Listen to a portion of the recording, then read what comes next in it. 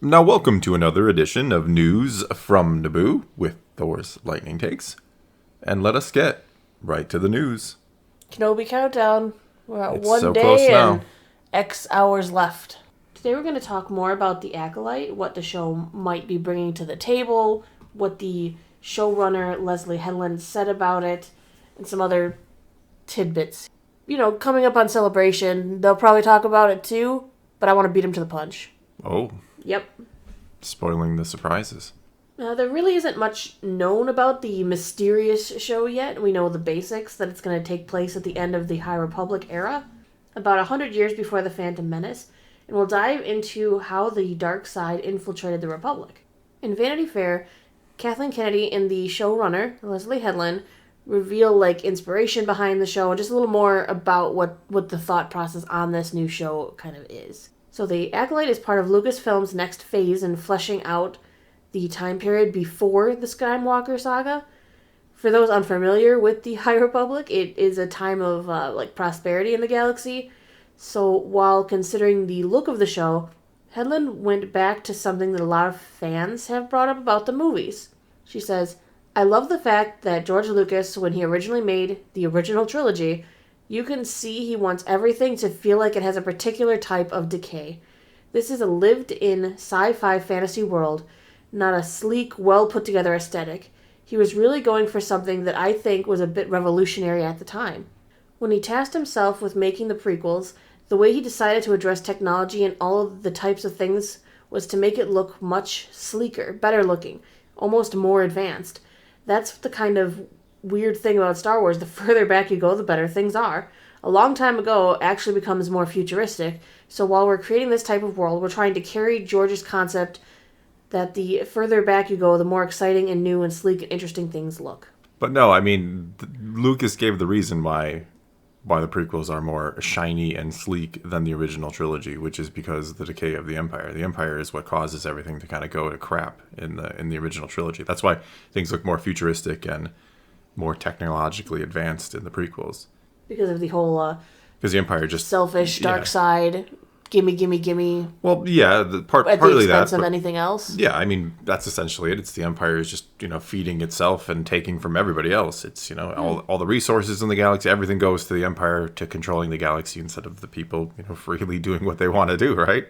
That's very true. I actually think that's such an incredibly amazing concept because of the fact that, as she's putting it, the farther back you go, the nicer things look, and as you even approach the prequels, things are going to look a little less shiny than they did back in the day because the dark side influence is growing, and then dark side Palpatine takes control, and he just immediately the galaxy starts really tumbling free fall. Well, I don't know if he intended for it to be like, 1,000 years ago it was, or well, maybe not 1,000, but a few hundred years ago after the Bane was defeated and the Sith are gone, there's this rise to prominence and the slow decay again. I think it's more a steady rise from the time the Sith are defeated, Bane is gone, and then the prequels I thought would be kind of the height of technology and everything, not that there was a decline from before that, from what they're now calling the High Republic era. I don't know, maybe that's my perception of it, maybe that's not what Lucas intended, or maybe you disagree, but I always kind of thought that the prequels are supposed to be the pinnacle of everything, where it's the decadence, the Jedi are they're kind of full of themselves and they're trying to perfect the galaxy. They're not listening to the will of the Force. They're, working with the Senate to try to make the galaxy perfect. It's kind of the pinnacle before the drastic fall. So I kind of disagree with her here that she's kind of saying, well, 100 years before the Sith started. And keep in mind, the Sith are supposedly behind the scenes for 1,000 years, right? They never go away. It's just that, as we see in the Plagueis novel, which I hope somehow comes into play here, the Sith start finally putting the pieces on the board and making their move after all this time. So I don't know that I agree here that the High Republic era should be shinier than the prequels. I think the prequels should be the height of the shininess. Well, in one respect, I mean, look at the fact that the Jedi, as you even said, the prequels are kind of full of themselves and stuff. I don't know much about the High Republic, but are they more selfless in everything they are more actually of the pinnacle of the Jedi? I would say one thing that is good about the High Republic era is the Jedi do feel like Jedi. I think they kind of...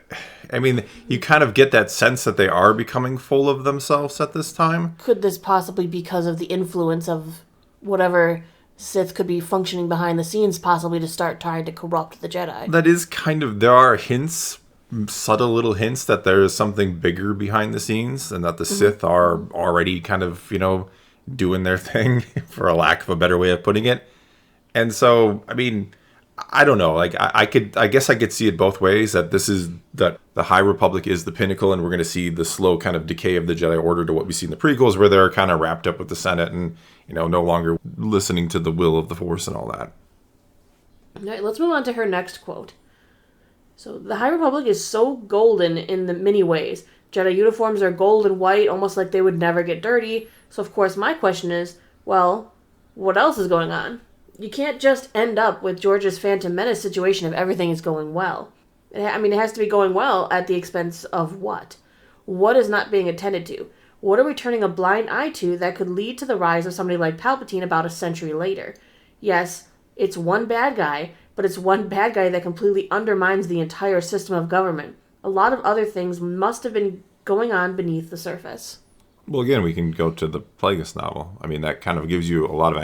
And as I've said before, if you read one book from the EU, I recommend the Plagueis novel. It just kind of sets up the prequels so well, which is, again, I'm not sure that the root of the problem dates back hundreds of years. Like I said, yes, the Sith, behind the scenes, they were doing their thing. They got their machinations, don't get me wrong. But it really only starts to come to fruition really shortly before the prequels kick off. At least...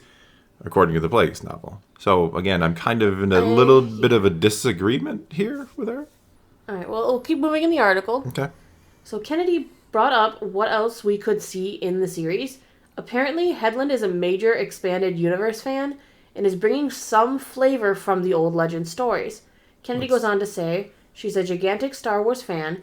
What's wonderful about Leslye is she knows it all. I mean, she's read a gazillion books inside the EU. There are little bits and pieces that she's drawing from that no one has explored yet in the on-screen storytelling. Well, it's nice to hear Kennedy remembers the EU now, but after she made her comment a while back, like, we don't have books or comics to draw on. Yes, Sometimes you did. She remembers. It's when it's convenient to remember. But, I mean, I hope Leslye Headland is a huge Star Wars fan. You hear every time anybody gets hired for Star Wars, they're always a huge fan. Like, that's just what they say. That's kind of the go-to. So I'm not saying she is. I'm not saying she isn't. And like I've said before, I've been saying in this video, if she wants to, if the Acolyte is going to be 100 years before the prequels, before the Phantom Menace, like, that does tread into Plagueis territory eventually. And, kind of where that story is. So if she's going to try to take that and adapt it and, kind of use it as a framework even, then I think we could have something special here. Though, again, some of her comments make me really question if she's... I mean, it's a disagreement, too. You could disagree with what my assessment is here, but I've always kind of thought there's a slow progression in that, again, the prequels that we see, it's the pinnacle, right? It's the decadence before the fall. And I don't know that there was, which isn't to say that there isn't a decline to that point as well, but I don't know. We'll have to wait and see, I guess. Headland goes on to say that the show was entirely her brainchild, touching on how she approached Kennedy with the idea. I said, I think the best place to put this is in an era you guys have not quite explored yet. They were very enthusiastic. It wasn't that they didn't want to explore that existing world, but I think they already were because of The Mandalorian and a lot of television programs relying on legacy characters. I was coming in as a fan who was much more into the RPG that the extended universe feeds on. I came hard at the 90s and then got introduced to the animated series The Clone Wars. I knew that timeline really well, and I was like, I think if you want to explore Star Wars from the perspective of the bad guys, the best time to do it is when the bad guys are wildly outnumbered. When they actually are essentially the underdogs, for lack of a better term. So this would be that era. I think I'm telling a story that's more about a timeline we don't know much about. Let's hang out there for a little bit and check out what Star Wars looks like when the good guys are actually in charge. I think that's a cool idea. I think a lot of people kind of thought that's what we would see out of the sequels, too, where we'd have the New Republic would be back, the Jedi Order is established, and then something comes in and has to destroy all that instead of it already being destroyed again and all that. So I do like the sound of that. I like the idea of, like I said, there's a reason why the Plagueis novel is fantastic, is because the Sith are, I mean, even in the prequels, though, the Sith are basically still working in the shadows for the most part. But you can see them just behind the scenes, like the little moves Plagueis and Palpatine are making together to kind of, eventually take control. And then, of course, we know, Palpatine basically stabs Plagueis in the back in his sleep. So, no, I like the idea of what this could be. I know a lot of people are down on the High Republic era, down on the whole idea of this show. But if she's as big of a fan as she claims to be and sounds to be here, if she, takes Plagueis into account, if she really wants to make the best Star Wars series, who knows? This could end up being something fantastic. All right, well, I guess that's all we got for you this time. Take to the comments below. Tell us what you think of Leslye Headland's comments. What do you think about the Acolyte or the High Republic era? Do you have hopes for this? Do you think it's going to be terrible? Whatever the case may be, leave your comments below. Let's talk some Star Wars. And until next time, thanks for watching.